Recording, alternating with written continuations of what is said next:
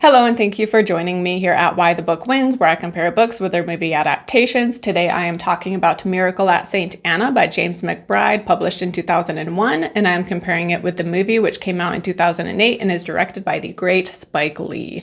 So both book and movie are historical fiction about World War II, and they focus on the Black African-American soldiers that fought in the Second World War. So Spike Lee specifically, he was very frustrated, and rightfully so, how war movies always focus on the white soldiers, and so he decided to make his own war epic showcasing the Black soldiers. And this movie begins with one of the main characters in the 1980s, and he is watching The Longest Day, a very popular World War II movie, which notably does not have any Black soldiers. And so we see his frustration as he is watching this movie, and the whitewashing of history that this character feels is in the book as well. And we read, Hector had spent most of his life after the war coming home from work, flopping on the couch, drinking beer, and watching years of television movies that lionized white GIs who became part of World War II American lore and myth. So much so that in his daily drunken stupors, Hector began to believe that perhaps what happened to him during the Second World War had not happened at all. That perhaps the colors and Puerto Ricans were only quartermasters and cooks, as the history books said they were. That the 15,000 colored men in the 92nd Division whose lives were ended or changed forever by what historians named the Little Battle of the Bulge, the Christmas Day attack on the Serchio Valley,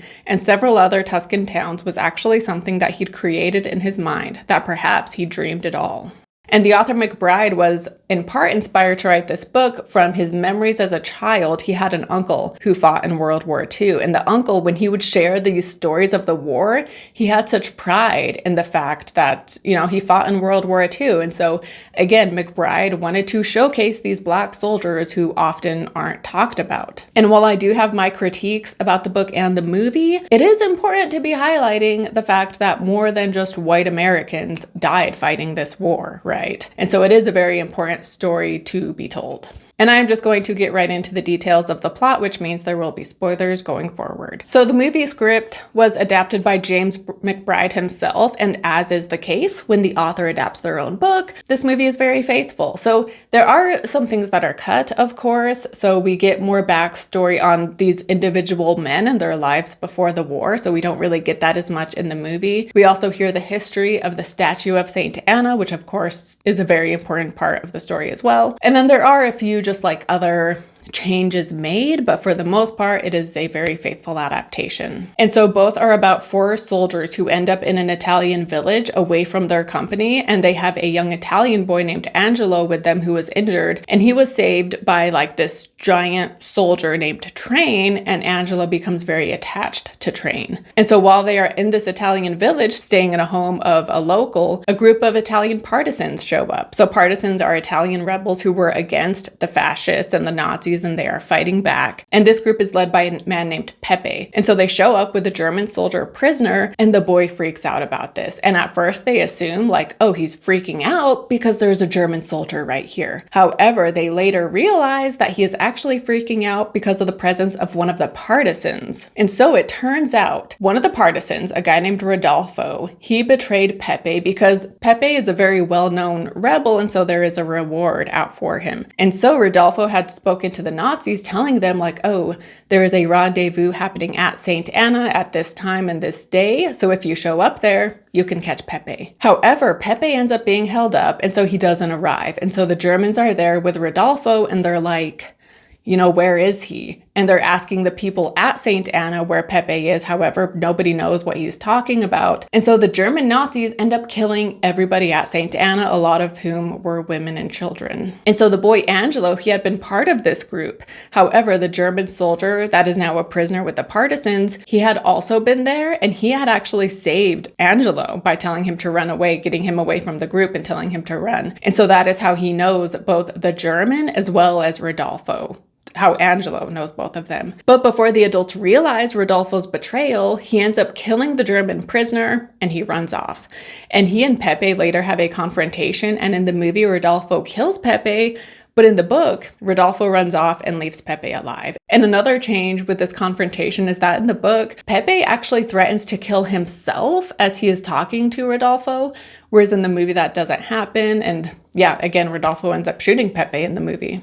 And then things over in the Italian village culminate when Americans show up, and they're there to take the soldiers back home, and they get upset when Train wants to bring the boy Angelo back with him. However, after this drama, Nazis then show up, and there is a huge shootout that leads to the death of everybody except Angelo and the American soldier Hector. And the book and movie begin with an old Hector living in the 80s, and he kills a man who shows up at the post office to buy stamps. And after he is arrested for this murder, his apartment is searched and they find the statue head of Saint Anna. And so after this, we then go back in time and we hear why Hector shot this man, who we find out was Rodolfo, who again had escaped. And then after this main story taking place in World War II, we then return to the 80s and we see that Hector, he is helped by some unknown person, and he is sent to another country where he meets the person who bailed him out, and we find out it is an adult Angelo. And having this intro/outro in the book, I think it worked well, and it definitely added some mystery, because you're like, what the heck? Why did he shoot this man in cold blood? And so then we get the backstory, hearing about why, and then coming back and tying it back together in the end. I thought it worked well. However, in the movie, this movie is 2 hours and 40 minutes. And if they had cut the intro and the outro, it probably would have been more like, 2 hours and 10 minutes or something, which is a bit more bearable. And so in some ways, I feel like they didn't need to have this beginning and end, and they could have only focused on the events in the 1940s. But of course, you could also argue that the runtime isn't the problem, and that really it's just, the pacing and the character development is what really hinders the film. And so they could keep the beginning and end taking place in the 80s and just improve the middle part to make it more engaging, right? Because a movie's runtime is never the issue. For example, Killers of the Flower Moon is like 3.5 hours, but that movie is fantastic. And for me, when I've seen that movie twice, and both times it just flies by because you are so engrossed. And so again, the 2 hour and 40 minute runtime isn't necessarily the problem. The problem is the pacing and the character development. So theoretically,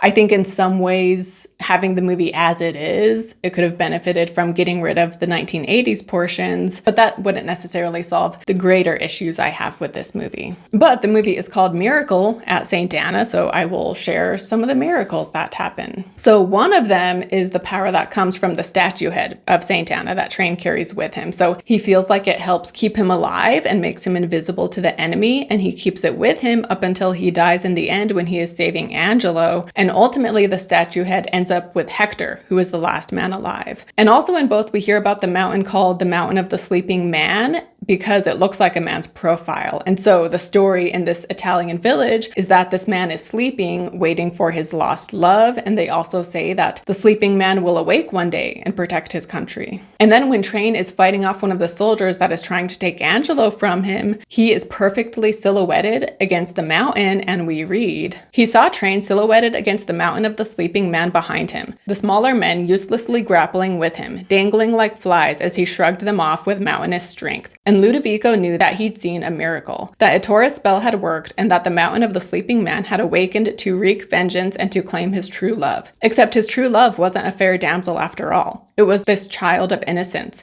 a child who had survived a massacre, a miracle boy who represented everything that every Italian held dear. The power to love, unconditionally forever, to forgive, to live after the worst atrocities, and most of all, the power to believe in God's miracles." And then another miracle that happens is with one of the soldiers whose name is Bishop. So he is very cynical and he can be kind of mean-spirited. And we also learn that he is a preacher back home, but really he's a con man. And the only reason he became a preacher is for the money and the praise involved in that, right? And he doesn't even believe in God, and he just has a very jaded view of the world. And he's also very selfish. However, at the end, Train is shot, rescuing Angelo. And so then Bishop steps in and he picks up Angelo, and he ends up being shot while saving this boy. And we read, "He realized everything he had missed in his own life, the opportunities lost, the friendships destroyed, the blown chances, his opportunism, all couched behind the granite wall of distrust and hate that he'd built between himself and others. Because of the white man's ignorance, because of his own lies, and most of all because he'd given up on God so long ago. He turned to run inside the darkened, burned-out church, and it was at that moment, as he turned to run, that he felt himself get hit in the back. The bullet didn't feel hot, as they said it would. Rather, it felt cool, but the force of it was strong and made him kneel. The love. He got up to run again and felt himself get hit in the back again, and he knelt again. The love. He felt cool air blowing in his throat, then felt himself rising, flying high into the church rafters, high across the pulpit, over the broken and charred pews, then around, still holding the boy, until he was face to face with the statue of St. Anna. And he stared at her, and he understood what Train had understood. She was breathing, she was crying, she was real, she was the most beautiful thing he had ever seen in his life. He understood it all then, who God was, why the mountains were formed, why rivers ran from north to south, why water was blue and not green, the secrets of plants, his own purpose in running up the ridge after Train. He had found his lost innocence, found it in the giant's belief in love, the giant's belief in miracles, the giant's love of a boy who was one of God's miracles. And then, of course, we have the miracle of the very end when Hector is reunited with Angelo, right? And the movie has all of these scenes as well. However, I feel like the movie it didn't have the emotional punch that these moments did in the book. And so I feel like all of these messages, you just felt it more while reading the book than you did in the movie. And so both book and movie, they are sharing two important historical moments. So the massacre at St. Anna did really happen, where a bunch of Nazis killed innocent women and children. And then also the important story of the African-American soldiers that fought in World War II. And I think, in the book, there's a lot going on in both book and movie. And I think in the book it works, but in the movie, I definitely think they should have simplified the plot a bit, because by trying to include all of this, like with Pepe and the rebels, even in the book, I kind of feel like we didn't necessarily need the story of Pepe and Rodolfo. I guess in some ways it would cause some significant changes to the plot if you got rid of them. But ultimately, yeah, I feel like they were just this added story, and it's interesting for historical context to hear about these Italian rebels. But I feel like it just detracts from the main message and the main heart of both book and movie, but again, especially the movie, because due to all, how much going on with the plot, I felt like we just weren't very attached to the characters in this. And so I feel like the movie in particular would have benefited from cutting out some of those details and just being more focused. And then as far as the massacre goes, so I also read that Italians weren't happy with the portrayal of the massacre in this movie, and they were even, before the movie even came out, they didn't like the fact that the movie would be portraying this real-life massacre with a fictional backstory as to why it happened. Because again, in the movie and in the book, the Nazis kill these people because they are looking for Pepe, this rebel, and the rebel isn't there, and so they kill them all. Whereas in reality, historians agree that it was a planned and deliberate attack on the civilian population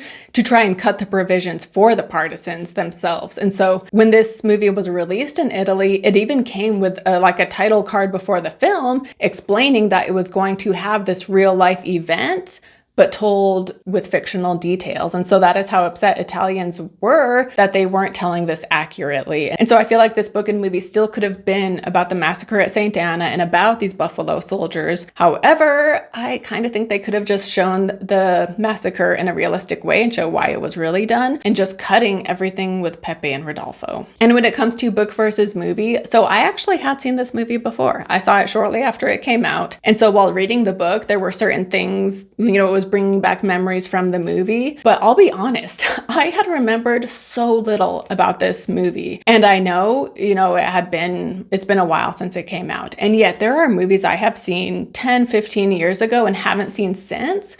And yet they made such an impact on me that I still remember certain details and certain characters. And that just was not the case with this movie. Honestly, the only thing I remembered, it's about World War II and Black soldiers, but the only specific thing I really remembered was that Michael Ealy was in it because I had a huge crush on him at the time. And the movie, it's going through the motions and have moments that should be making us feel strong emotions. And yet it just feels kind of hollow. And therefore I didn't feel much of anything through the course course of the story. So again, the movie is not the most engaging and it lacks impactful character development. Whereas with the book, even with everything going on, even though with the book, I still think he could have gotten rid of Pepe and Rodolfo, even so, the characters do stick with you more because he gives us more insight into each of them. And so the powerful moments, you do feel them more than you did in the movie. Like in the movie, when he's reunited with Angelo in the end, even the shootout in the movie in the end, when all of like the soldiers die except Hector,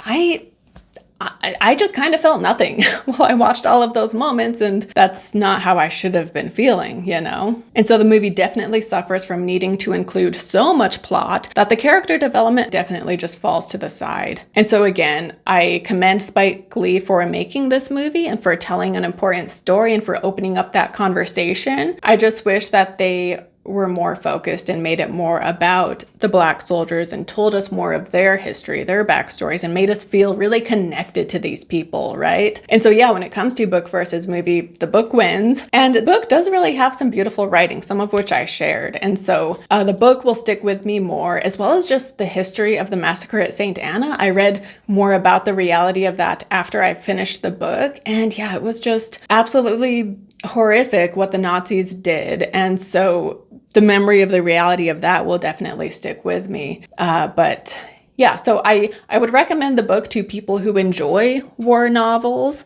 But even though I like it better than the movie, the book also isn't going to go on my list of, you know, my favorite books of all time by any means. But yeah, if you like war novels, I would recommend it. The movie, I wouldn't discourage anyone from watching it, but it's not one like you need to go out and watch right now. And any fan of Spike Lee, I feel like they would agree that this is not his strongest film. So if you're going to watch one of his movies, this is not the one to start with, unfortunately. But anyway, again, it's an important topic to talk about. And, you know, history has been whitewashed so much. Years ago in 2021, I covered a movie called Concrete Cowboy. And that talks about how the history of cowboys had been whitewashed. And there were a lot of Black cowboys back in the day, and yet we never hear about them, you know? And so, yeah, let me know your thoughts down below in the comments, and I will see you next time. Bye.